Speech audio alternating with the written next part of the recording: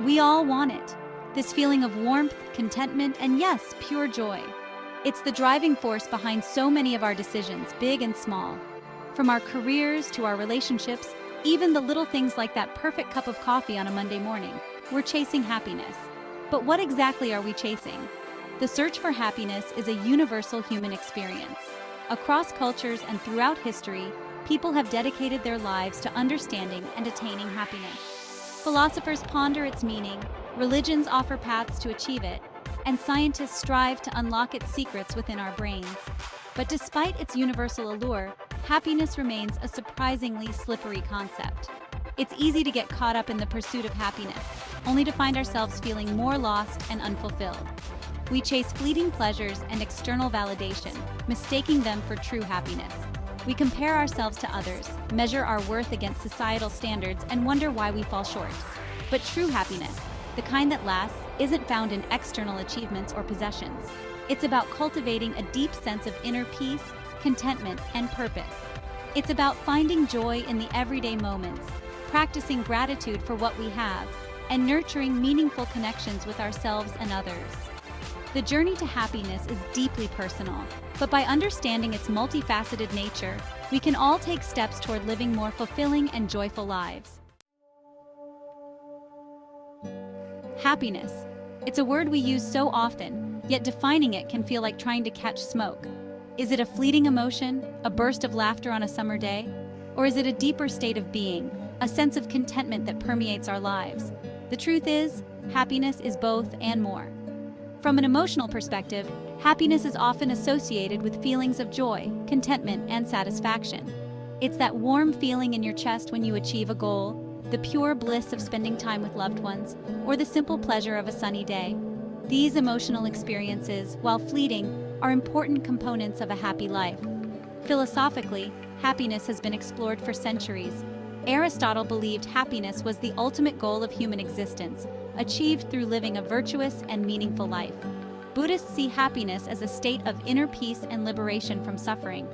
Modern psychology defines happiness as subjective well-being, encompassing both emotional experiences and overall life satisfaction. While there's no single definition of happiness, understanding its diverse aspects can help us cultivate it in our own lives. It's not about chasing fleeting highs, but rather cultivating a deep sense of well-being that encompasses our emotional, mental, and social lives. What happens in our brains when we feel happy? Turns out there's a fascinating interplay of chemicals and neural pathways that contribute to our experience of joy. Neurotransmitters like dopamine, serotonin, and endorphins play key roles in regulating mood, motivation, and pleasure. Dopamine, often called the feel-good hormone, is released when we experience something pleasurable, like eating delicious food or achieving a goal. It motivates us to seek out rewarding experiences and reinforces behaviors that lead to pleasure. Serotonin, another key neurotransmitter, contributes to feelings of calmness, happiness, and well-being. Endorphins, our body's natural painkillers, are released during physical activity, laughter, and social bonding. They create feelings of euphoria and reduce stress, promoting a sense of well-being.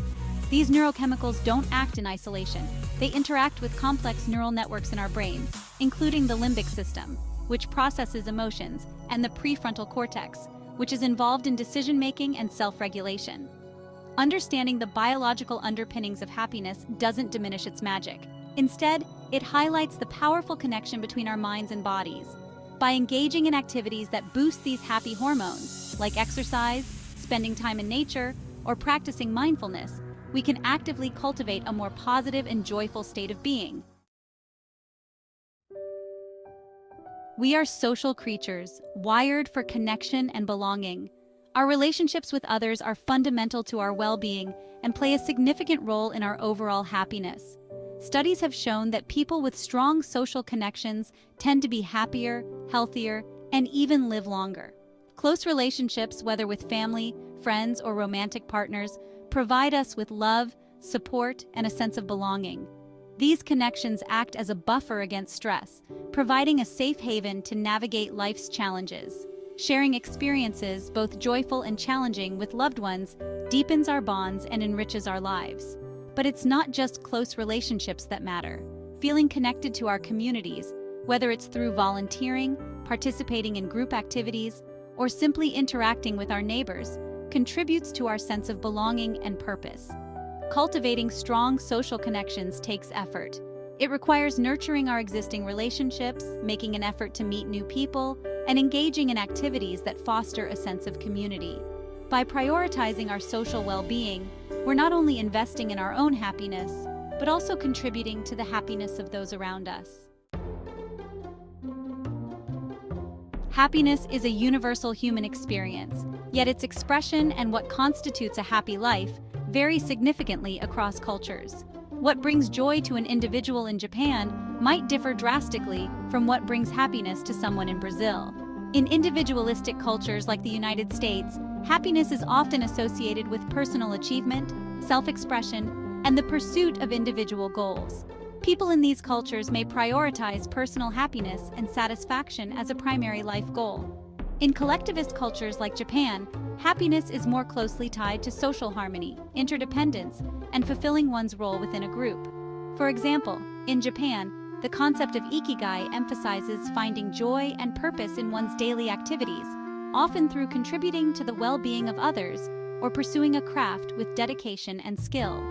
In Denmark, consistently ranked as one of the happiest countries in the world, the concept of hygge emphasizes cozy intimacy, social connection, and finding pleasure in simple things. Understanding these cultural nuances can broaden our perspectives on happiness and challenge our assumptions about what constitutes a fulfilling life. It's a reminder that there's no single path to happiness. Instead, it's a multifaceted experience shaped by our individual personalities, cultural backgrounds, and life experiences. We often equate happiness with fleeting moments of joy, a delicious meal, a fun night out with friends, or that feeling of accomplishment after completing a challenging task. While these experiences certainly contribute to a happy life, they represent just one end of the happiness spectrum. On one end, we have hedonic happiness, which is derived from pleasure and enjoyment. It's the thrill of a roller coaster ride, the satisfaction of a good laugh, or the indulgence of a delicious dessert. Hedonic happiness is often immediate and fleeting, fading as quickly as it arises. On the other end of the spectrum, we have eudaimonic happiness, which is characterized by meaning, purpose, and living in alignment with our values. It's the deep satisfaction of pursuing a passion, the sense of purpose that comes from helping others, or the fulfillment of living a life true to ourselves. Eudaimonic happiness is about cultivating a deeper sense of well-being that transcends fleeting pleasures. Both hedonic and eudaimonic happiness are important components of a fulfilling life.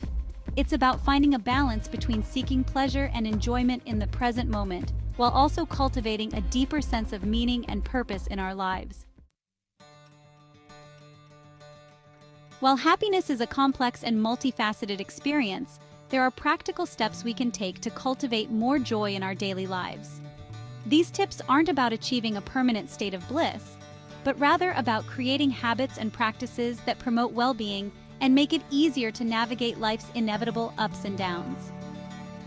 Practice gratitude. Take time each day to appreciate the good things in your life, no matter how small. Keep a gratitude journal, share what you're grateful for with others, or simply take a moment to reflect on the positive aspects of your day. Nurture your relationships. Make time for the people who matter most. Schedule regular phone calls with friends, plan date nights with your partner, or simply make an effort to connect with loved ones on a daily basis. Move your body. Exercise has been shown to have significant mood-boosting effects. Find an activity you enjoy, whether it's dancing, hiking, swimming, or simply taking a brisk walk in nature. Prioritize sleep. Aim for 7 to 9 hours of quality sleep each night. Sleep deprivation can negatively impact mood, energy levels, and overall well-being. Make time for relaxation. Incorporate stress-reducing activities into your routine, such as meditation, yoga, deep breathing exercises, or spending time in nature. A few years ago, I embarked on my own happiness project, a year-long experiment to explore the nature of happiness and discover what truly brings me joy. I dove into research on positive psychology, tested out different happiness strategies, and documented my experiences along the way. Through this project, I discovered that happiness isn't a destination, but rather a journey of self-discovery and intentional living. I learned the importance of cultivating self-awareness, identifying my values, and aligning my actions with what truly matters to me. I also discovered the power of small, consistent actions in boosting happiness levels. Whether it was starting my day with a morning walk, practicing gratitude exercises, or making a conscious effort to connect with loved ones, these small changes had a ripple effect on my overall well-being. My happiness project wasn't about achieving a state of perpetual bliss. It was about embracing the messy, imperfect reality of life while actively cultivating more joy, meaning, and connection into my days. It was about learning to savor the good moments, navigate the challenging ones with resilience, and approach each day with a renewed sense of purpose and appreciation. Happiness is contagious.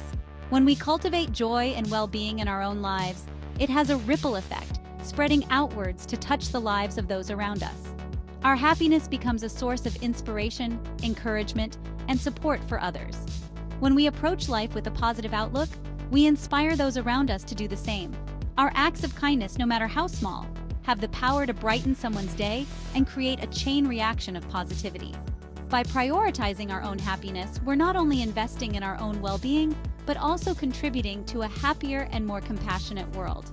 So, embrace the journey of happiness. Explore its many facets, experiment with different strategies, and discover what truly brings you joy. Remember, happiness isn't a destination, but a journey of intentional living, meaningful connection, and embracing the fullness of life with all its ups and downs. And as you cultivate your own happiness, remember that its ripple effects have the power to transform not only your life, but the lives of those around you.